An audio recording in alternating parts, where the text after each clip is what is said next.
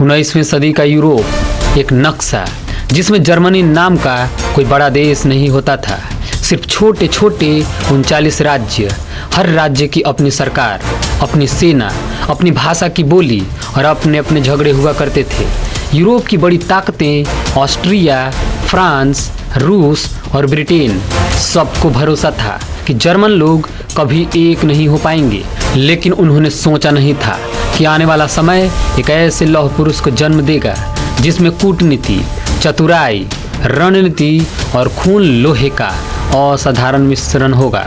उसका नाम था ऑटो वॉन बिस्मार्क। आज हम उस कहानी में उतरेंगे जिसने यूरोप का नक्शा बदल दिया और आधुनिक जर्मनी को जन्म दिया। नेपोलियन युद्ध खत्म होने के बाद 1815 में बने जर्मन कॉन्फेडरेशन में पूरे 39 जर्मन राज्य ढीले ढाले तरीके से एक साथ जुड़े हुए थे, लेकिन सबके बीच सबसे बड़ी ताकत थी ऑस्ट्रिया और प्रशिया का। प्रशिया अनुशासित सेना, आधुनिक सरकार और तेजी से बढ़ती अर्थव्यवस्था वाला राज्य। ऑस्ट्रिया पुरानी परंपराओं से बंधा हुआ लेकिन बड़े आकार और प्रभाव वाला साम्राज्य। पूरे जर्मन क्षेत्र में एक भाव जाग रहा था, हमें एक होना चाहिए, एक भाषा, एक संस्कृति एवं एक ताकत। लेकिन कैसे, कौन लाएगा यह एकीकरण? बिस्मार्क का प्रवेश 1862। प्रसा का राजा विलियम वन अपने राज्य की अव्यवस्था से बहुत परेशान था। उसे चाहिए था एक ऐसा नेता जिसे लोग डरे भी और सम्मान भी करें।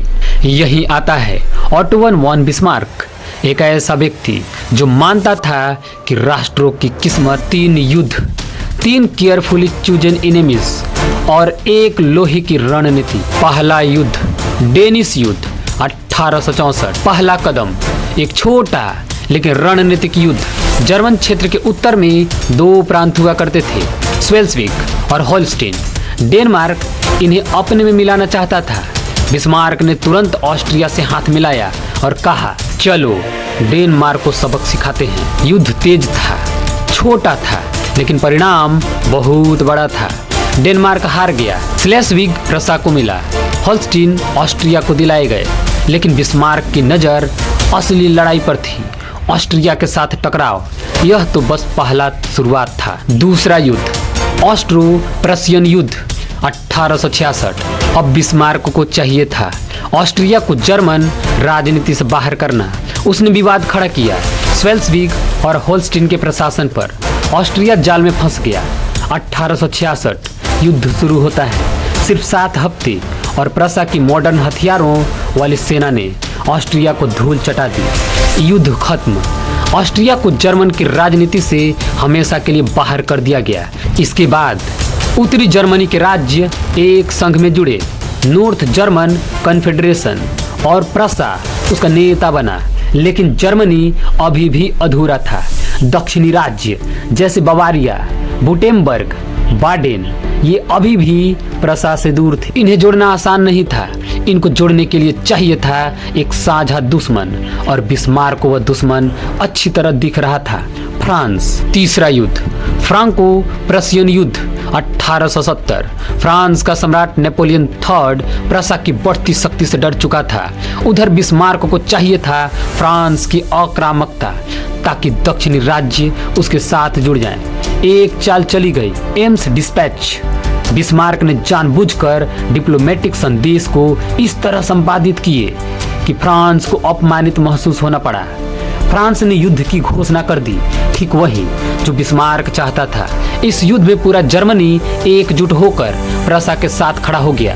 पेरिस घिर गया, नेपोलियन III कैद हो गया और फ्रांस बुरी तरह से हार गया। और यही वह क्षण था जिसने जर्मनी के एकीकरण की आखिरी कड़ी जोड़ दी। जर्मनी का जन्म 18 जनवरी 1871 फ्रांस की राजधानी पेरिस में स्थित वर्साय पैलेस के हॉल ऑफ मिरर्स में इतिहास रचा गया। जर्मन सामंत, नेता और सैन्य अधिकारी इकट्ठा हुए और वहीं प्रसा के राजा विलियम वन को जर्मन का सम्राट घोषित कर दिया गया। यूरोप में एक नए देश, जर्मन एम्पायर, जिसे द्वितीयक राइख कहा जाता है, बिस्मार्क बन गया आयरन चांसलर, और जर्मनी तेजी से आर्थिक, सैन्य और राजनीतिक शक्ति बनकर उभरा। एकीकरण का परिणाम, जर्मनी अब यूरोप की नई महाशक्ति बन चुका था। तेज औद्योगिकरण, आधुनिक रेलवे, मजबूत सेना, सबने उसे 20वीं सदी का प्रमुख खिलाड़ी बना दिया। लेकिन इस शक्ति के उभार ने यूरोप में नए तनाव भी पैदा कर दिए, क्योंकि अचानक एक नया राष्ट्र इतना ताकतवर बन चुका था कि बाकी देश डरने लगे थे। आगे चलकर यही तनाव प्रथम विश्व युद्ध तक पहुंच गया। लेकिन वो एक अलग ही कहानी है। इतिहास हमें बताता है कि एकीकरण सिर्फ नक्शा बदलने से नहीं होता, वह बदलता है लाखों लोगों की सोच, उम्मीदें और संघर्ष से।